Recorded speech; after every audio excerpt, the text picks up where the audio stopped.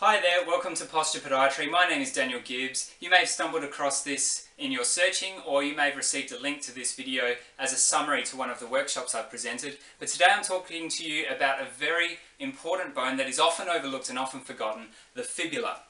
Now, tight hamstrings, Achilles problems, shin pain, calf tightness, heel pain, forefoot problems, bunions, hip and ITB problems can all be related in some way to the fibula. And if you stick with me for a couple of minutes, I'm going to show you how. First of all, a little bit of information about your feet. Your feet aren't just things on the end of your legs.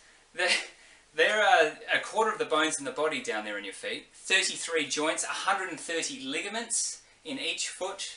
There are 20 muscles that work on the foot from inside the foot. There are 20 muscles that act on the foot from outside of the foot. Up to 30 times your body weight can go through your feet, and that's a marvel of bioengineering to be able to have something that can withstand that sort of force.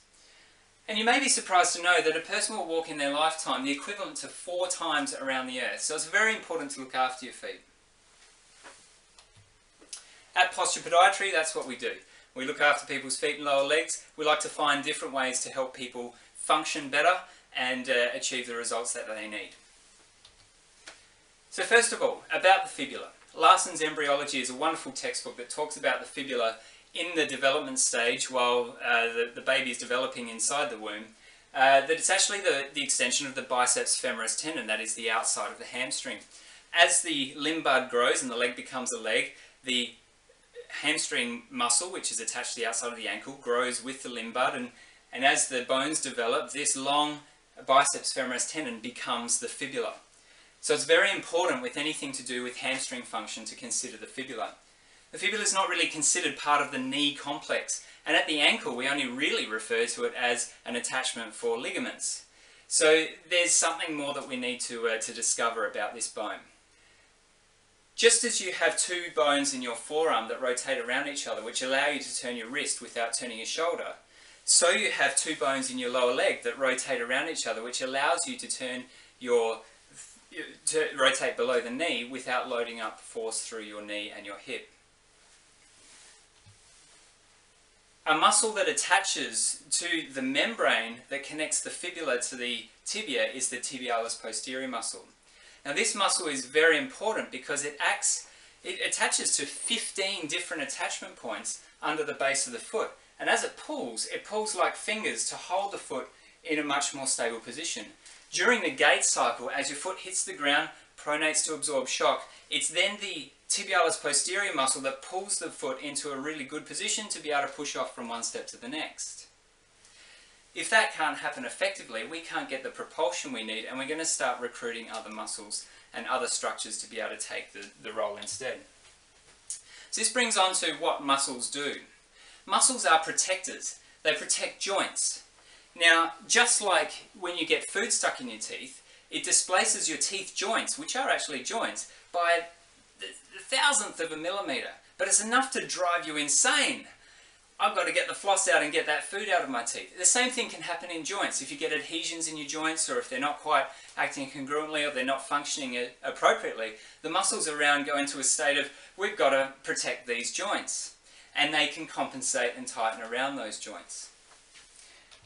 This process of compensating is very important because your body is constantly predicting where you are, assessing things, adjusting things, predicting if you're about to get pain, and changing appropriately. Just as you're sitting in your seat right now, your body's going through the process of compensation. That is, assessing how you're sitting, adjusting things slightly, predicting if you're about to get pain, and just before you do, you wriggle in your seat to find a new position. This can also present in posture changes as well, and also if you've got a sore foot, you might start limping. You don't choose to walk like that, it's just a natural response to compensating for pain.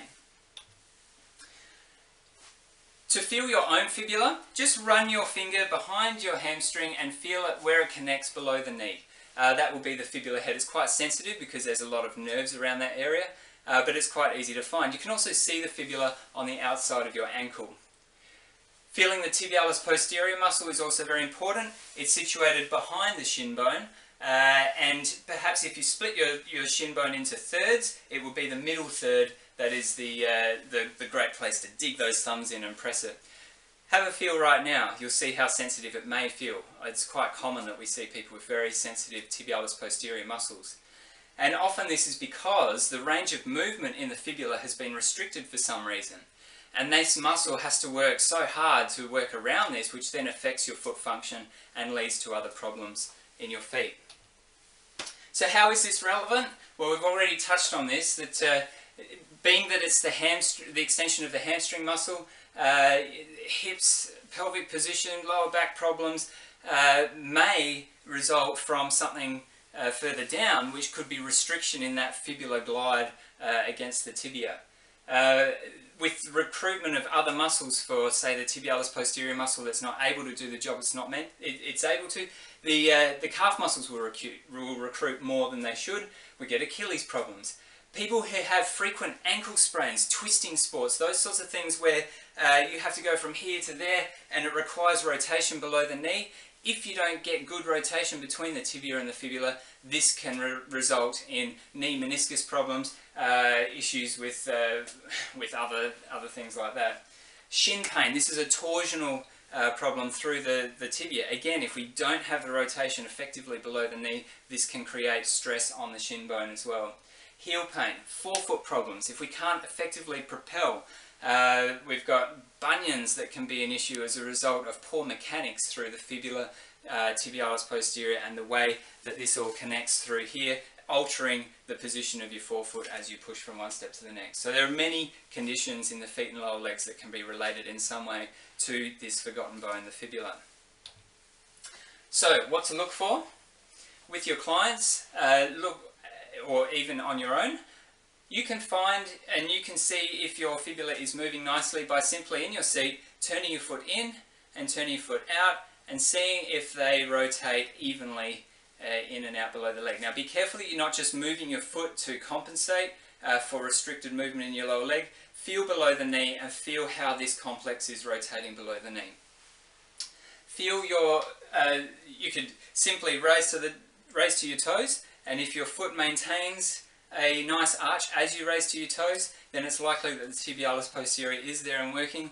There are conditions known as tibialis posterior dysfunction, which is where the foot is a pancake. It's a very flat foot, and we need rehabilitation in that muscle or other sort of methods of treatment to be able to help wake up that muscle and get it functioning well again.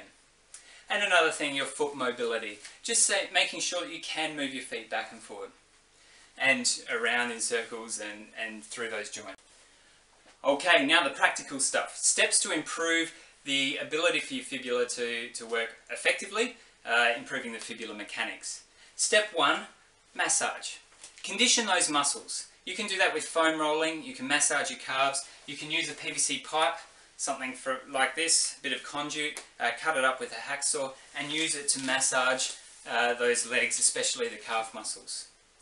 Step 2, we need to loosen the tight joints, that is mobilise. Again, the PVC pipe can be handy because you can walk over it and that can help to loosen up the joints in your feet. You can also use a tennis ball like this to roll your foot and loosen up those joints. A simple thing you can do just while you're sitting in your chair is the ABCs, that is put your feet out in front of you and write the alphabet in the air with your feet, moving only your feet and ankles and not anything else.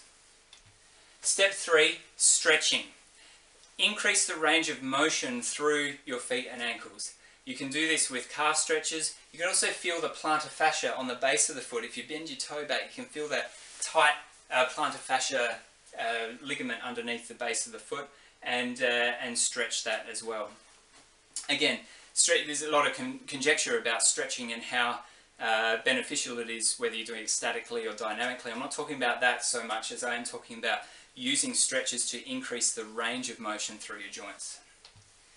And step 4, now we're ready to build some strength. Something as simple as walking barefoot on the soft sand, scrunching up a towel with your toes, or doing some calf raises. These are simple steps to be able to strengthen the structures in your feet.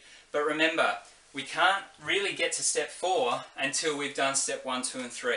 So 1, massage, condition your muscles. 2, mobilise, loosen those tight joints. 3, stretch, that is, increase the range of motion in your feet and lower legs. And 4, strengthen your feet.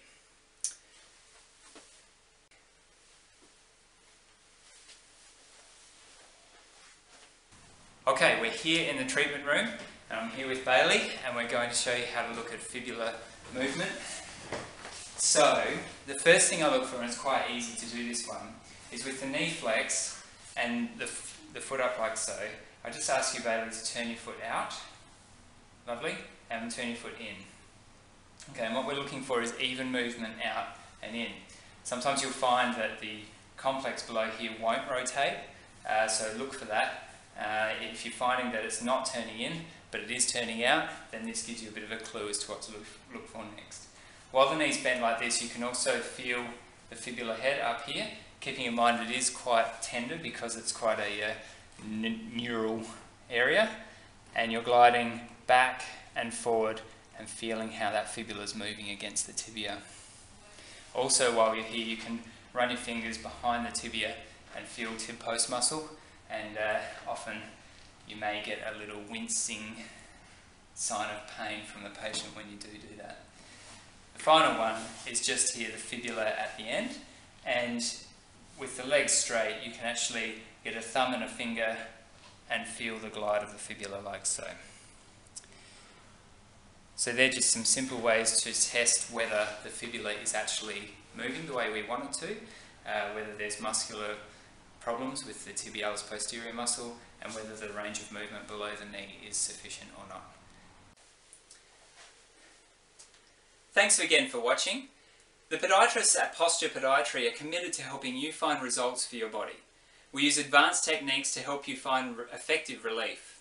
You can contact us anytime through our website, that's posturepodiatry.com.au, or through our Facebook page, facebook.com/posturepodiatry. Thanks again for watching, looking forward to seeing you soon.